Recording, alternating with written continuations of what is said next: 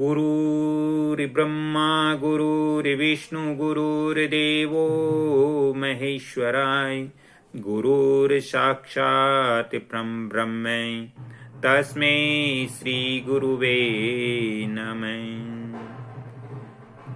प्रिय दोस्तों, राधे राधे, जय जय श्री कृष्ण। दोस्तों, घर के अंदर हमारा जो मकान होता है, बहुत सारे लोगों को ये मालूम नहीं होता है कि यदि मकान में कोई वास्तु दोष होता है तो इससे क्या प्रॉब्लम होती है। दोस्तों, घर के अंदर किसी भी प्रकार का वास्तु दोष होने से हमारे सामने प्रॉब्लम खड़ी होती है। हम एक बहुत सारे पैसे लगा करके एक मकान का निर्माण करते हैं, वो भी यदि हमारा वास्तु अनुसार नहीं हो तो फिर हमें उससे दुखों का सामना करना पड़ता है। दोस्तों, मैंने कल एक विजिट किया था हिसार के अंदर। तो हिसार के अंदर विजिट किया था तो उस घर के अंदर पाया था कि उस घर के अंदर जैसे ही मैंने किचन के अंदर एंट्री की तो किचन के अंदर दोस्तों गैस चूल्हा और सिंक दोनों आजू बाजू थे। गैस चूल्हा है या गैस है वो अग्नि तत्व होता है और सिंक है वो जल का परिचायक होता है। दोस्तों, जब मैंने वहां देखा कि सिंक और गैस चूल्हा बिल्कुल अगल बगल में है यानी आजू बाजू है, तो संभवतया उस घर के अंदर दोस्तों संघर्ष और खतरा हर समय बना हुआ रहता था। क्योंकि फेंग शुई में ऐसा माना गया है दोस्तों कि जल और अग्नि परस्पर विरोधी तत्व है, और जब जल और अग्नि विरोधी तत्व होने के कारण उस घर में दोस्तों जो घर के सदस्य थे उनका संघर्षमय जीवन गुजर रहा था। क्योंकि जल है वो अग्नि को नष्ट करता है, और जब सिंक और अग्नि यानी जल और अग्नि दोनों पास पास में होगी तो उस घर में लड़ाई झगड़े या फिर संघर्ष से जीवन व्यतीत करना पड़ेगा।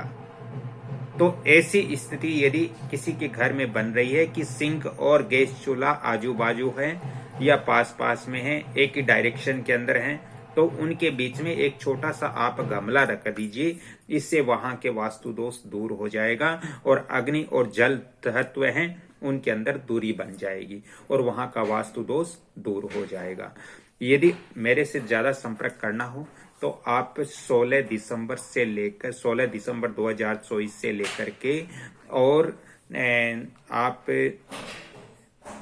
28 दिसंबर तक आप नागौर जिला या लाडनू जिले से हो तो आप मेरे से संपर्क कर सकते हो। मैं आपको फोन नंबर दे रहा हूं 7901718402। पहले इन नंबरों पे आप संपर्क करें, फिर आप मेरे से समय लें, उसके पश्चात ही मैं आपके वास्तु निरीक्षण कर सकता हूं।